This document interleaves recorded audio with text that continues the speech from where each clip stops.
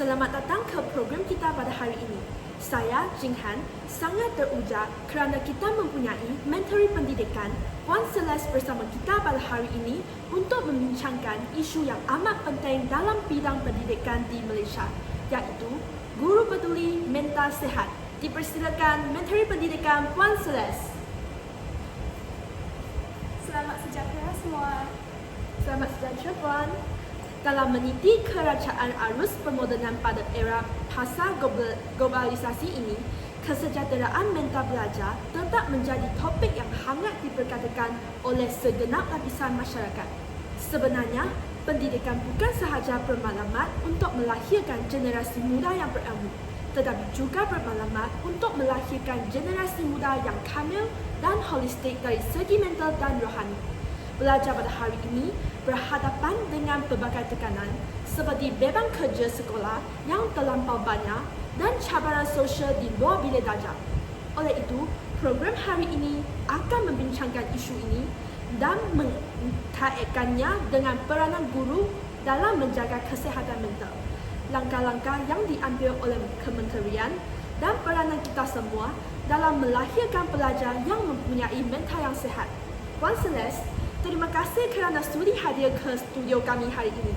Kami sangat menghargai kesudian Puan Celeste untuk berkongsi pandangan dan inisiatif mengenai isu yang kritikal ini.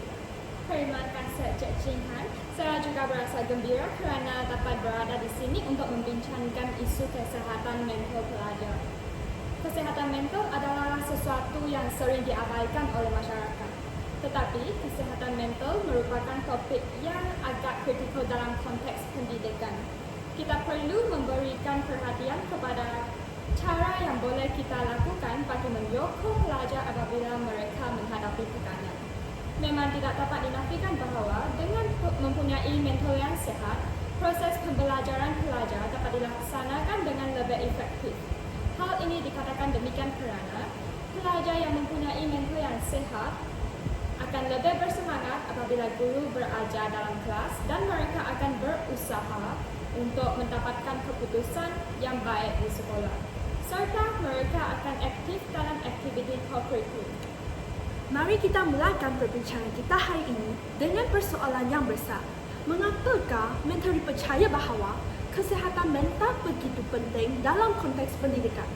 Kesihatan mental memainkan peranan yang signifikan dalam konteks pendidikan kerana kesihatan mental berupaya mempengaruhi kesejahteraan mental pelajar secara keseluruhan. Kesihatan mental pelajar akan mempengaruhi proses pembelajaran mereka.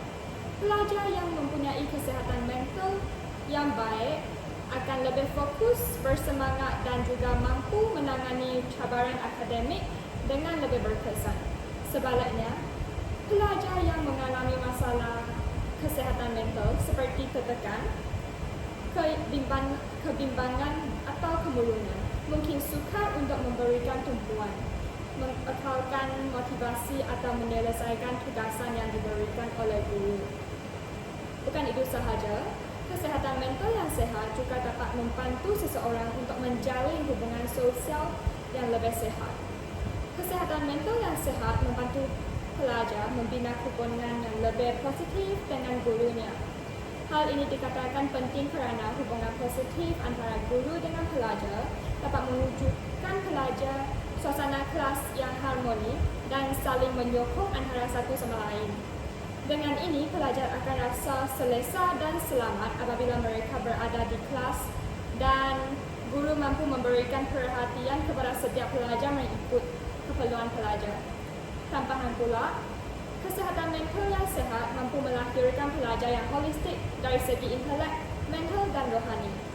Sebenarnya, pendidikan bukan sahaja berperanan untuk melahirkan individu yang berilmu, tetapi juga bermaklumat untuk membentuk individu yang berdaya tahan, mempunyai kemahiran sosial yang baik dan mampu mengurus emosi dengan baik. Pelajar yang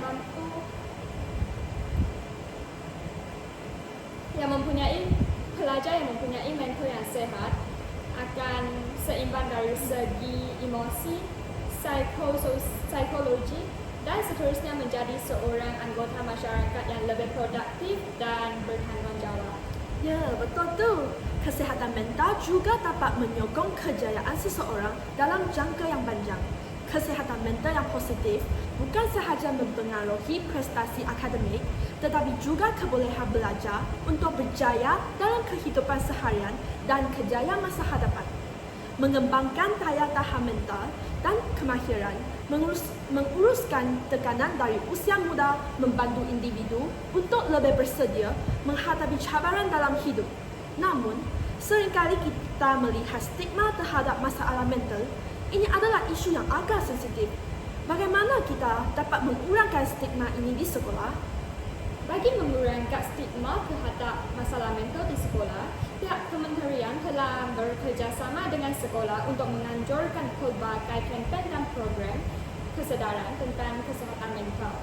Kempen dan program kesedaran ini bertujuan untuk meningkatkan kesedaran pelajar dan guru terhadap kesihatan mental, serta mendidik mereka tentang kepentingan untuk mendapatkan bantuan jika seseorang tersebut mengalami masalah mental. Selain itu, kita juga mengintegrasikan topik kesihatan mental dalam kurikulum. Topik kesihatan mental telah dimasukkan ke dalam sukatan pelajaran. Pendedahan pelajar kepada konsep kesihatan mental melalui subjek seperti pendidikan jasmani dan kesihatan, pendidikan moral atau pendidikan Islam dapat membantu pelajar dan guru lebih memahami tentang emosi, stres dan strategi pengurusan emosi. Di samping itu, pihak kementerian juga menawarkan perkhidmatan kaunseling yang mudah diakses oleh setiap pelajar di sekolah. Sekolah telah menyediakan kaunselor untuk pelajar dan guru yang memerlukan bantuan. Dengan ini, pelajar dan guru yang mengalami masalah mental boleh mendapatkan kaunseling dengan segera. Bersedia untuk menerima perkhidmatan kaunseling tanpa rasa malu akan mengurangkan stigma terhadap isu kesihatan mental. Ini sangat penting. Saya percaya pelajar harus berasa bahawa mereka mempunyai ruang yang selamat untuk berbicara. Pada pandangan saya, guru dan kaki tangan sekolah, terutamanya guru kaunselor, haruslah dilatih untuk mengenal pasti tanda-tanda masalah kesihatan mental dalam kalangan belajar dan mengenali isu tersebut dengan penuh empati dan profesional. Mereka juga perlu dilatih untuk memahami bahawa stigma terhadap kesihatan mental boleh membawa kesan negatif kepada belajar, dan mereka harus memupuk budaya yang menyokong kesejahteraan mental. Tambahan pula, ibu bapa dan penjaga juga perlu dilibatkan dalam usaha mengurangkan stigma di sekolah. Sesi dialog bersama ibu bapa tentang kepentingan kesihatan mental serta memberi mereka maklumat tentang sumber bantuan dapat membantu menyokong belajar di rumah dan sekolah. Dengan ini, apakah langkah-langkah lain yang kementerian ambil untuk mencipta persekitaran yang menyokong ini? Memang tidak dapat dinafikan bahawa Kementerian Pendidikan memainkan peranan yang penting dalam mewujudkan persekitaran yang menyokong kesihatan mental di sekolah. Kementerian telah meningkatkan penempatan kaunselor di sekolah-sekolah untuk memberikan sokongan psikologi dan emosi kepada pelajar. Langkah ini dikatakan penting kerana peningkatan penempatan kaunselor telah menyediakan akses kepada pakar yang terlatih untuk menangani isu kesihatan mental. Tambahan bilangan kaunselor di sekolah akan memastikan lebih ramai pelajar dapat mendapatkan bantuan dengan cepat dan mudah. Selanjutnya, pihak kementerian juga melaksanakan inisiatif Sekolah Selamat dan Sekolahku Sejahtera. Program-program seperti ini bertujuan untuk mewujudkan persekitaran yang selamat dari segi fizikal dan emosi. Inisiatif ini melibatkan usaha mengurangkan masalah buli dan mewujudkan suasana yang lebih mesra dan harmoni di sekolah. Seterusnya, pihak kementerian juga menetapkan Hari Kesihatan Mental yang perlu diadakan di setiap sekolah. Pada hari tersebut, pelbagai aktiviti seperti bengkel pengurusan emosi, ceramah serta aktiviti kesedaran mengenai pentingnya kesejahteraan mental boleh dianjurkan. Kementerian Pendidikan selalunya bekerjasama dengan Kementerian Kesehatan untuk memberikan program kesedaran, ceramah kesehatan mental dan program saringan kesehatan mental di sekolah. Kerjasama ini memastikan bahawa sekolah mendapatkan sokongan daripada pihak profesional kesehatan mental yang bertauliah dan menyediakan intervensi kepada pelajar yang cenderung menghadapi masalah mental lebih awal jika perlu. Pihak kementerian juga menjalankan pelbagai kajian berkala dan audit bertujuan untuk menilai keberkesanan program kesehatan mental di sekolah. Hasil kajian akan digunakan untuk memperbaiki dasar program dan perkhidmatan yang disediakan berkenaan dengan kesehatan mental. Itu langkah yang baik. Kementerian Pendidikan juga boleh memperkenalkan aplikasi atau platform digital yang menyediakan maklumat tentang kesihatan mental, strategi pengurusan stres dan saluran sokongan. Ini memudahkan pelajar dan guru mengakses bantuan dan maklumat dengan cara yang lebih mudah dan tidak memerlukan kehadiran fizikal.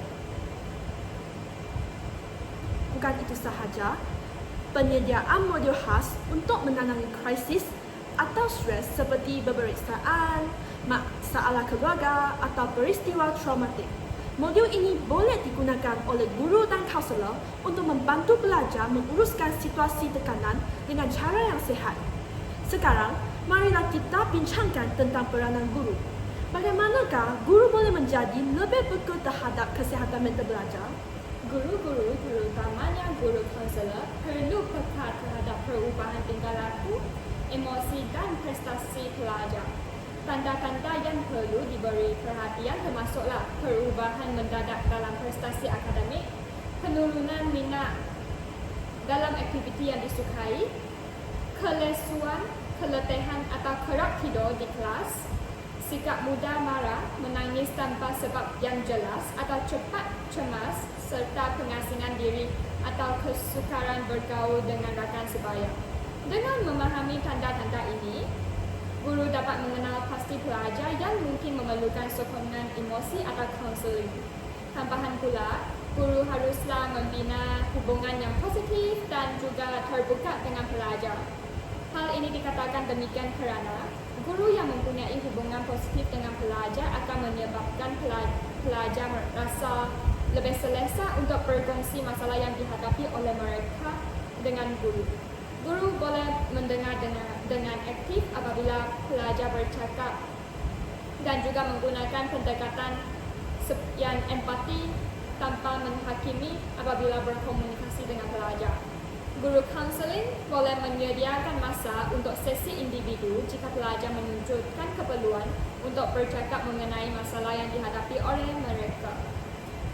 Terdapat pelbagai latihan dan pendidikan tentang kesihatan mental telah disediakan oleh guru-guru. Dalam konteks ini, guru juga perlu terus memperkukuh pengetahuan mereka tentang isu kesihatan mental. Penyertaan latihan atau bengkel yang dianjurkan oleh pihak sekolah atau kementerian mengenai kesihatan mental akan membantu mereka lebih berkemampuan untuk mengenal pasti dan menangani isu-isu yang berkaitan dengan kesejahteraan mental pelajar.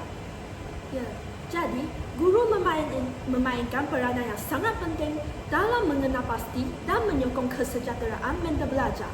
Dalam latihan tersebut, apakah kemahiran tertentu yang diajar kepada guru?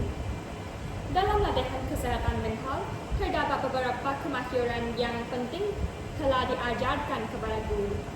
Antara kemahiran yang telah diajarkan termasuklah kemahiran berkomunikasi dengan berempati. Guru dilatih untuk berkomunikasi dengan berempati, yaitu cara bercakap dan mendengar dengan penuh perhatian dan memahami perasaan pelajar. Guru belajar untuk mendengar secara aktif tanpa menghakimi atau menunjukkan keprihatinan dan empati melalui bahasa tubuh dan nada suara. Bertanya soalan terbuka yang membantu pelajar berkongsi perasaan mereka serta mengelakkan penggunaan kata-kata yang boleh menyakitkan hati atau memperkecilkan pengalaman pelajar. Selain itu, kemahiran yang diajarkan kepada guru ialah kemahiran memberi sokongan emosi kepada pelajar. Guru diajarkan untuk memberi sokongan emosi kepada pelajar yang mungkin menghadapi tekanan atau masalah kesihatan mental. Kemahiran ini melibatkan menyediakan ruang selamat untuk pelajar berkongsi masalah mereka, menawarkan bantuan secara praktikal seperti memberi cadangan strategi pengurusan tekanan, meningkatkan keyakinan pelajar dengan memuji usaha mereka walaupun dalam situasi yang mencabar, serta menyediakan intervensi awal untuk mencegah masalah daripada menjadi lebih serius. Kemahiran yang seterusnya ialah kemahiran menguruskan tekanan dan emosi. Guru diajar kemahiran untuk mengurus tekanan dan emosi mereka sendiri supaya mereka boleh menjadi contoh yang baik kepada pelajar. Ini termasuklah teknik relaksasi seperti latihan pernafasan atau kesedaran diri, pengurusan masa yang baik serta cara menangani situasi konflik dengan tenang, dan rasional serta mengimbangi antara tuntutan profesional dan peribadi. Sangat menarik. Pada hemat saya, guru juga perlu diajar dengan kemahiran pengurusan krisis dalam situasi kritikal seperti apabila seseorang pelajar menunjukkan tingkah laku yang membahayakan diri sendiri atau orang lain. Guru dilatih untuk menguruskan krisis ini dengan cepat dan berkesan. Latihan ini merangkumi cara menenangkan pelajar yang berada dalam keadaan tertekan, mengetahui saluran bantuan kecemasan yang perlu dihubungi serta mengambil tindakan yang tepat dalam kes yang melibatkan risiko tinggi seperti kecenderungan bunuh diri. Selain itu, kemahiran membantu pelajar mengurus akademik dan kesihatan mental juga perlu disemai kepada diri guru. Guru perlu dilatih untuk menyimpangkan antara keperluan akademik dan kesejahteraan mental pelajar. Ini termasuk kemahiran untuk memberikan tugasan atau ujian dengan mengambil kira keadaan kesihatan mental pelajar, menyusun jadual pembelajaran yang fleksibel untuk pelajar yang memerlukan rehat atau masa tambahan, serta membantu pelajar mengenal pasti cara menguruskan masa dan tekanan semasa menghadapi peperiksaan atau beban kerja yang berat. Namun, apakah cabaran yang dihadapi oleh guru dalam melaksanakan peranan ini? Antara cabaran yang dihadapi oleh guru dalam melaksanakan peranan ini termasuklah beban kerja yang berat. Beban kerja yang berat sering menjadi penghalang bagi guru untuk memberikan perhatian penuh terhadap kesejahteraan mental pelajar. Tugas-tugas seperti mengurus kurikulum, menyiapkan rancangan pengajaran, dan melaksanakan tugas pentadbiran sekolah akan mengurangkan masa dan tenaga guru untuk fokus kepada masalah kesihatan mental pelajar. Beban kerja yang mungkin menghadapi kesukaran untuk mengimbangi tuntutan akademik dan sokongan emosi. Cabaran yang seterusnya ialah kekangan masa. Masa untuk menangani isu kesihatan mental mungkin terhad. Guru mungkin tidak mempunyai masa yang mencukupi untuk mengadakan sesi individu dengan pelajar atau berbincang dengan guru kaunselor secara terperinci. Kekangan masa boleh menyebabkan guru tidak mampu memberikan bantuan yang mencukupi atau tepat untuk membantu pelajar tersebut mengatasi masalah yang sedang dihadapi. Dari aspek lain pula, cabaran yang dihadapi oleh guru dalam melaksanakan peranan ini adalah kepelbagaian masalah dan keperluan pelajar. Dalam konteks ini, setiap pelajar mempunyai keperluan dan latar belakang yang berbeza. Hal ini akan menjadi tugas guru untuk mengurus masalah kesihatan mental menjadi lebih kompleks dan mencabar. Guru perlu menghadapi pelajar yang mungkin mempunyai pelbagai masalah emosi dan mental seperti kemurungan, kebimbangan, trauma dan sebagainya. Kepelbagaian masalah mental memerlukan pendekatan yang berlainan dan kemahiran tertentu untuk mengatasi masalah mental. Ya, beban kerja yang berat, kekangan masa, kepelbagaian masalah mental dan keperluan pelajar merupakan cabaran yang dihadapi oleh guru apabila menjaga kesihatan mental pelajar. Cabaran yang lain ialah tekanan guru dan pelajar yang selalunya fokus kepada prestasi akademik. Di kebanyakan sekolah, terdapat tekanan besar untuk mencapai pencapaian akademik yang tinggi. Guru mungkin merasa terdesak untuk menumpukan lebih banyak masa kepada pengajaran dan persediaan peperiksaan yang menyebabkan isu kesihatan mental diabaikan. Fokus yang berlebihan terhadap pencapaian akademik boleh menghalang usaha untuk menjaga kesejahteraan pelajar secara menyeluruh.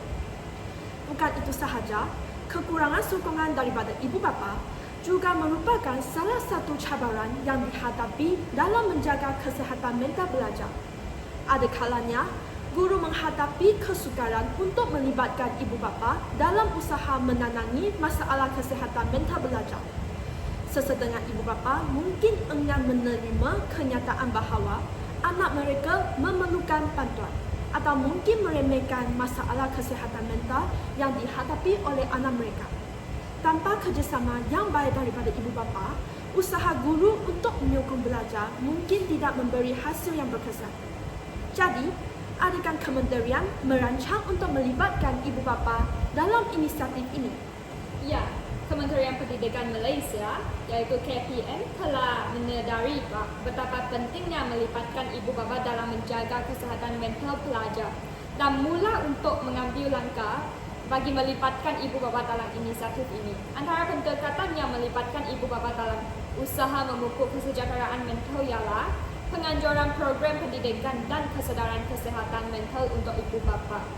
Kementerian telah merancangkan program pendidikan dan kesedaran yang khusus tentang kesihatan mental untuk ibu bapa.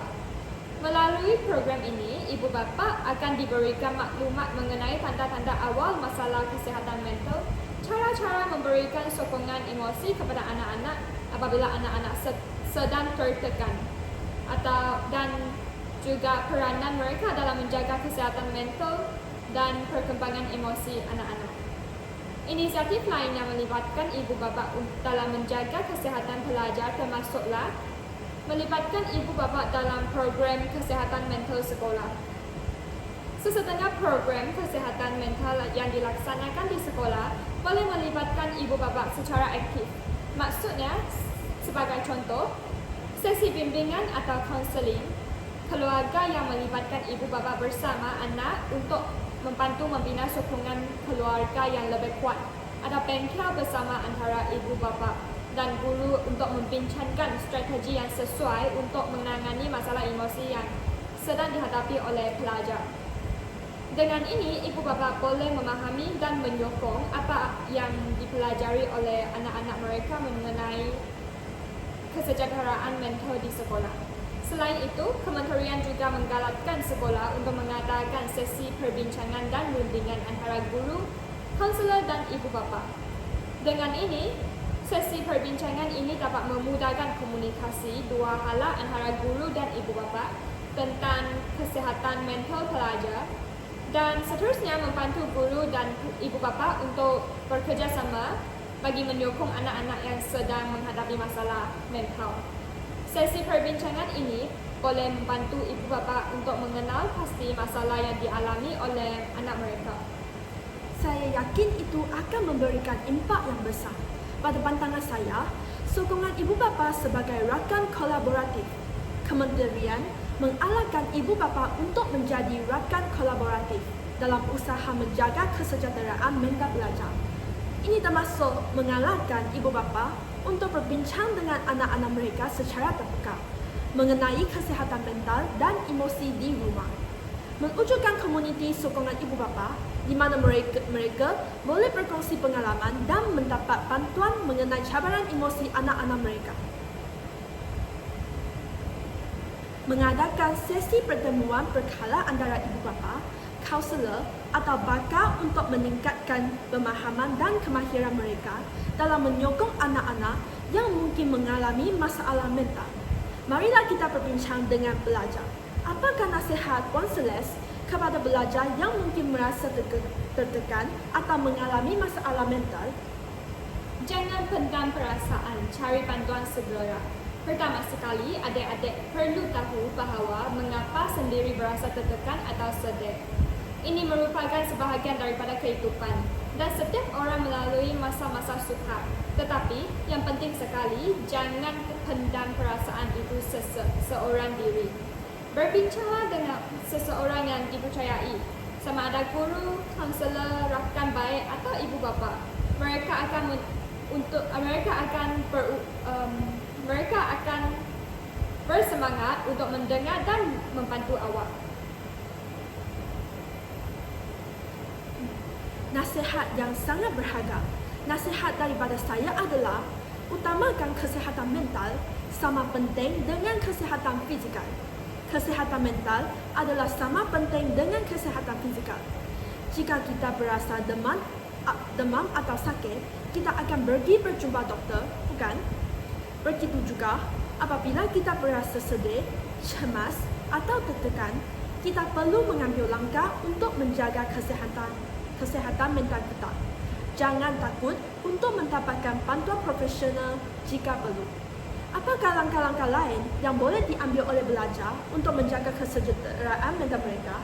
Pelajar boleh mengambil beberapa langkah untuk menjaga kesejahteraan mental mereka, terutamanya ketika berhadapan dengan tekanan akademik dan cabaran kehidupan. Pelajar haruslah membuat jadual masa untuk membahagikan masa mereka berikut kerja yang perlu dilakukan. Pengurusan masa yang baik merupakan kunci untuk mengelakkan tekanan pelajar. Pelajar haruslah menetapkan rutin harian yang seimbang, termasuklah waktu untuk belajar, rehat dan bersenam. Dengan ini, kesejahteraan mental dapat dikekalkan kerana pelajar dapat menguruskan masa dengan baik. Itu idea yang bagus. Langkah yang boleh dilakukan oleh pelajar untuk mengekalkan kesejahteraan mental termasuklah berbual dengan seseorang yang dipercayai. Salah satu cara terbaik untuk melegakan tekanan mental adalah dengan bercakap mengenai perasaan dan kebimbangan mereka dengan seseorang yang dipercayai. Sama ada guru, kaunselor sekolah, rakan karib atau ahli keluarga, berbicara secara terbuka boleh membantu mereka berasa didengar dan difahami. Mari kita bincangkan tentang program-program yang telah dilaksanakan. Bolehkah Puan Celeste kongsikan beberapa kejayaan yang telah dicapai melalui inisiatif yang dibincangkan tadi? Tentu, salah satu kejayaan adalah peningkatan kesedaran mengenai kepentingan kesihatan mental di kalangan pelajar, guru dan ibu bapa.